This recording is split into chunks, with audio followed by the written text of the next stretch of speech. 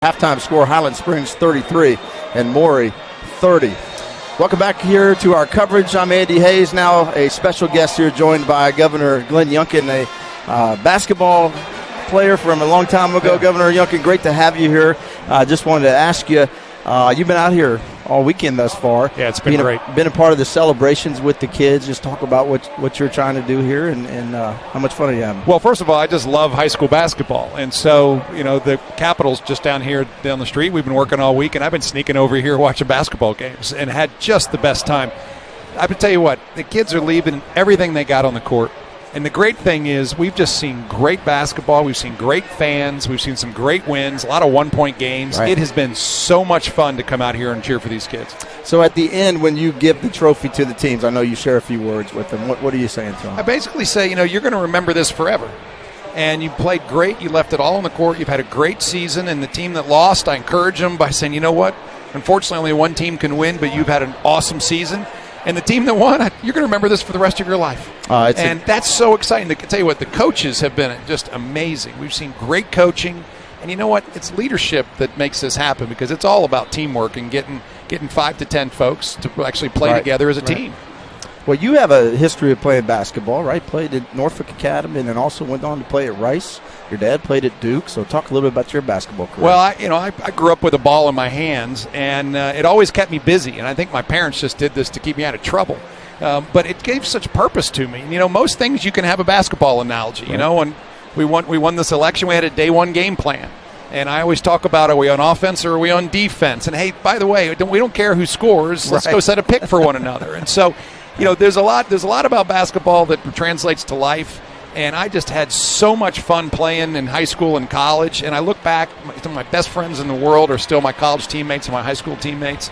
And like I said, these folks are going to remember, these kids are going to remember this forever. So the values or the things that you learned, how much do you still use those things for your career now? All the time. I used to always get up in the morning, and it was one of the things I really liked to do was shoot before class. And every morning I'm up early going to work. And I just think you learn discipline by playing sports. You actually learn teamwork by playing sports. And the first thing you're always going to ask yourself is, do I care who scores or do I care about winning? And it's those that care about winning that end up really doing well, I think. Let's talk a little bit about the state of Virginia. Our public schools have really hung in there through the last couple of years. It's been a tough run, of course, all over the country. You're very familiar with all the different things that have been going on here, and it seems like we're kind of coming back a little bit as a state. Just wanted to get your idea on the vision for our public schools, our kids, and certainly maybe a message to all of them about, maintaining the good attitude and the thing that's going to be required to come back from a tough couple years here. Yeah, well, first of all, hats off to all the teachers over the course of the last 2 years. They've had it really, really tough. And as we've seen ourselves come out of this pandemic, and we're on the road back to normalcy, how much fun is it to be here? Right. We couldn't have this tournament last year here. And here we are back on the campus of VCU playing basketball in front of fans, having a great time. We are on the road to normalcy. And so my message to the kids in the schools is just stay focused, get back to working hard. And, I know everybody is excited about the springtime and fully engage. There is so much great to do in school, and I'm just glad everybody's back in school full time. I'm glad that everybody is fully engaged. I'm glad we're playing sports all over the Commonwealth. And just take everything you can out of school, because you're going to look back and say, there was that one game I wish I'd played a little harder. Is that and this is the time for folks to give it all they got. And I am very, very excited about our public school system. We're going to pass the largest budget in the history of Virginia, and I'm going to look forward to signing it. And we're going to raise teacher salaries and invest in schools, invest in special ed programs that really need a lot of help. We're really working to launch innovation in public school systems. We call them lab schools that are going to bring innovation into public school systems.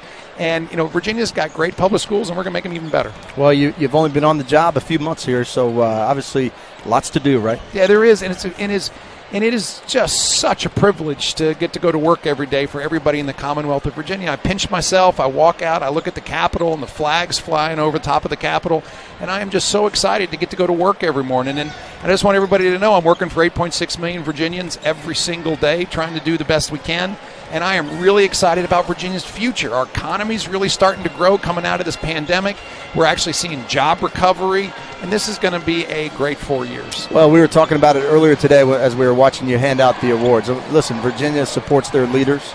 We're happy for you, and we're excited about your leadership.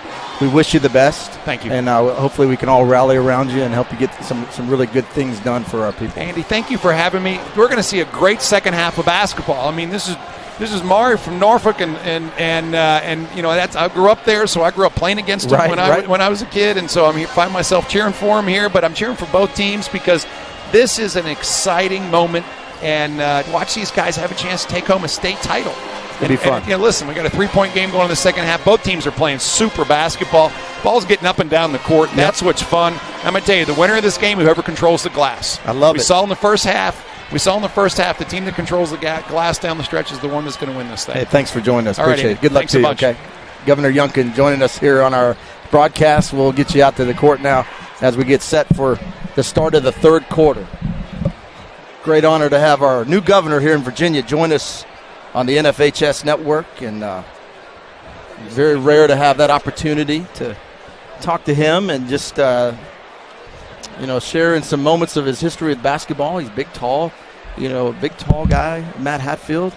Yeah. You can tell he's a great athlete back in the day, and just a genuine guy. I think he's a really, really good person, and we're excited for him. And no matter which way you lean politically, we try to support our leaders in the state of Virginia.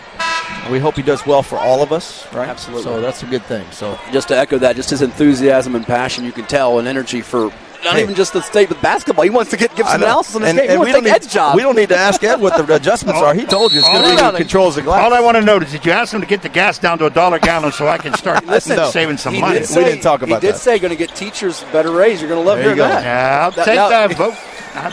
All right, back to the action here as we start the third quarter. And Highland Springs leading 33.